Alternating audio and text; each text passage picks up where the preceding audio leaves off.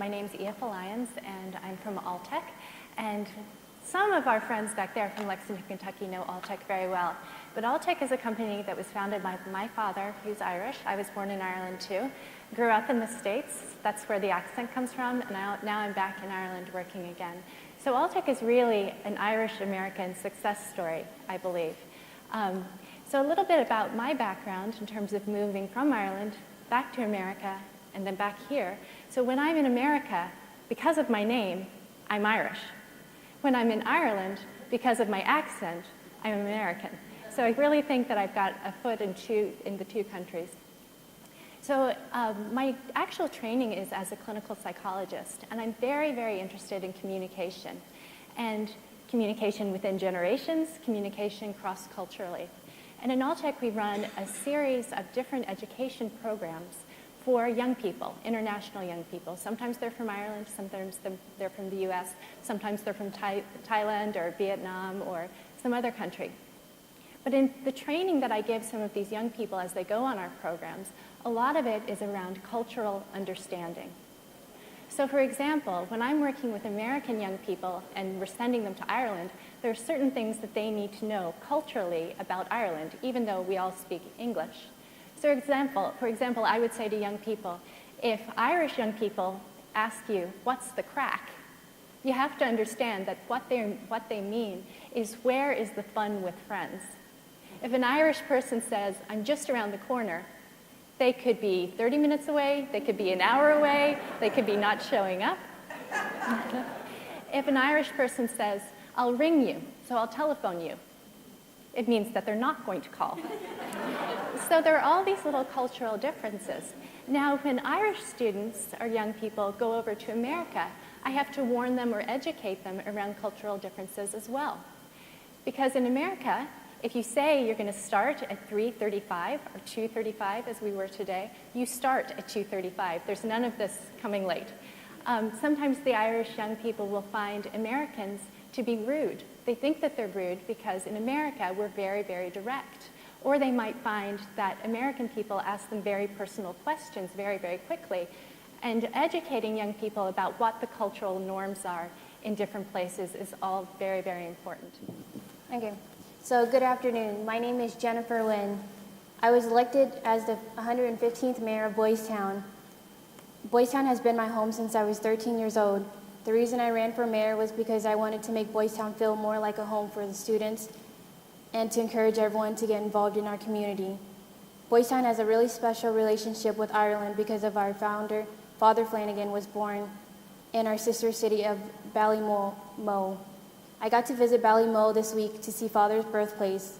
It's amazing to think that his dream of helping kids is still happening at Boystown today, 99 years later. In addition to my mayoral duties, I am also the captain of the soccer team, a member of Color Guard, student council, and junior ROTC. Holding a leadership position in campus activities allows me to set a positive example to other students in Boystown and to be a better leader in my community. I am grateful for that opportunity. It wasn't easy to get to this point. I really struggled in school initially, but Boystown has this way of changing your priorities and goals. Before I arrived at Boystown, I wasn't attending school. I was failing my classes at a very young age. I knew through hard work and perseverance I could succeed. Before I knew it, I was getting all A's in my classes, excelling in the classroom. I even became a member of the National Honor Society. It's important to continue to learn outside of the classroom too. Holding the position of mayor has taught me so much. I've learned how important it is to support and encourage others from Boystown, in the Boystown community. We make it a fun and safe place by working together. Boystown is a great American success story.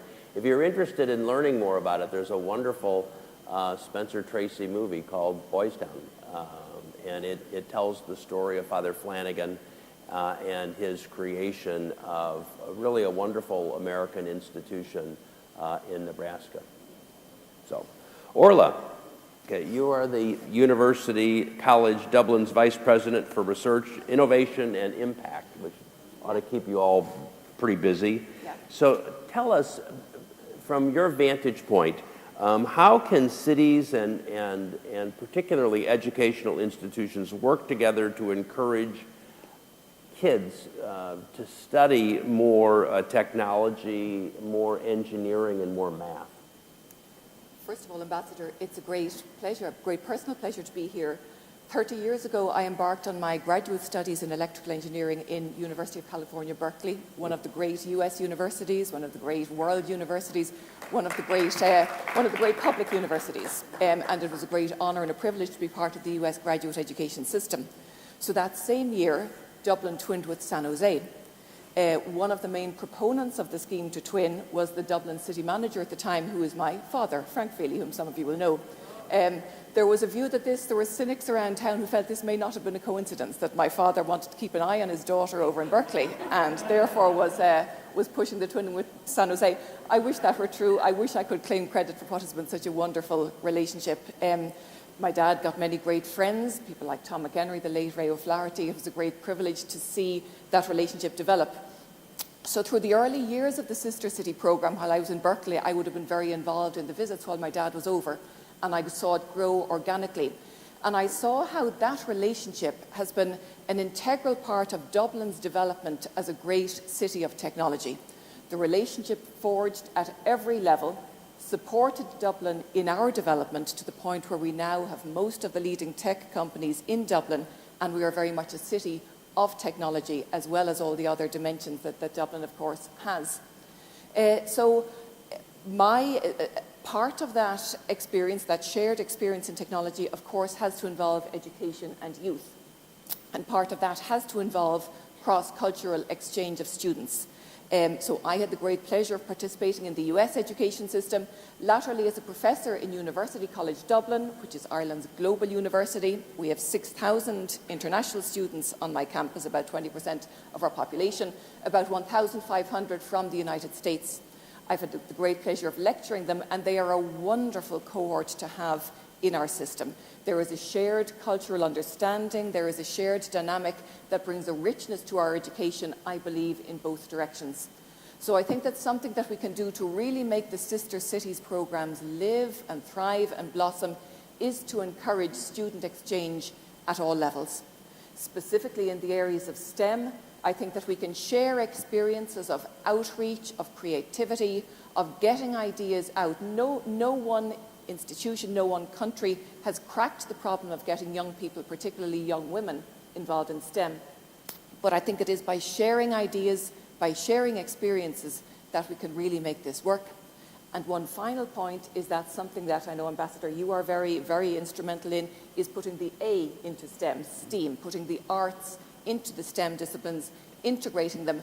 And we in Ireland have so much to tell to that story, as you do in the United States. And by working together, as we will be, Ambassador, with your leadership, I think we can do wonderful things. Thank you. Thank you. Right.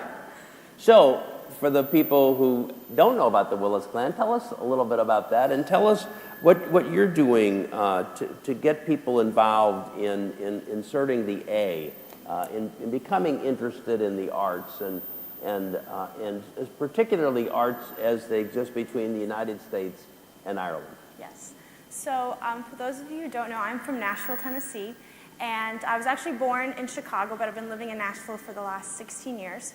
I come from a rather large family. I have 11 siblings, and then obviously my two parents. So you said in Boystown you had the ratio of 4-1, well, we have 6-1 in our family. So definitely a lot of youth there. But we got involved with the arts at a very, very young age. My parents definitely believe that just as it is important to learn your academics, the arts are just as important in a child's education. And I can't tell you how much that has affected my life and how that has, I think, improved just my understanding of life and being able to connect with other cultures, particularly through music. I mentioned that I live in Nashville, and Nashville understands the power of music. It can connect so many different cultures, so many different generations. And here in Ireland, you guys have an amazing just magic to your music, your arts in general, but particularly your music. The way you have feeling in the way your songs are so raw and honest. Everyone can connect with that. And in Nashville, obviously we have lots of country music, but a lot of bluegrass as well. And most of you are probably familiar that bluegrass comes from Irish music. When Irish people came over and settled in the Appalachian Mountains, you know, they started passing on those tunes as well. And, you know, even today you can go to a bluegrass session. They don't call, jams. They don't call them sessions. They call them jams. And they'll be playing an Irish tune. Like, this is a great old time fiddle tune. I'm like, actually, that's an Irish tune. It's like 700 years old. But in Nashville, we all understand that, you know, in the background we have those roots. And we are really trying as a family and as a city to bring those roots to the surface. So at the beginning of the week, the president of Dublin City University, Professor Brian McCrath, approached me and asked me would I speak today. He thought he'd be able to make it and wasn't able to make it. And that was fine. We had a conversation about what I'd speak about. And I said, Brian, is there any particular direction you would like me to take? Any particular points you'd like me to bring across? And he just looked at me. He said, Claire, how long are you working in DCU? And I said, well, in this role, 10 years. And right. And how many students have gone through your fingers? And of course, I hadn't crunched the numbers. He said, go home, crunch the numbers and think about it. And of course, then he did give me his opinion about what he'd like me to say and not say. But I went home that night and I did some numbers. So I looked over the last 10 years, I estimate that I have taken care in some manner through the services that we offer of 40,000 students. 8,000 of those have had the opportunity to work either internationally or nationally in a company where they're literally fully fledged members of the workforce through their internship as part of the degree program in DCU. Approximately 2,000 of them have gone abroad and studied in Europe, Asia, America, Australia. Another 1,000 have received sports scholarships whereby they've been supported in developing their elite sport, but also then achieving an academic degree program. Approximately 2,000 students with disabilities have gone through the university and graduated, although they felt that they would never be able to make it.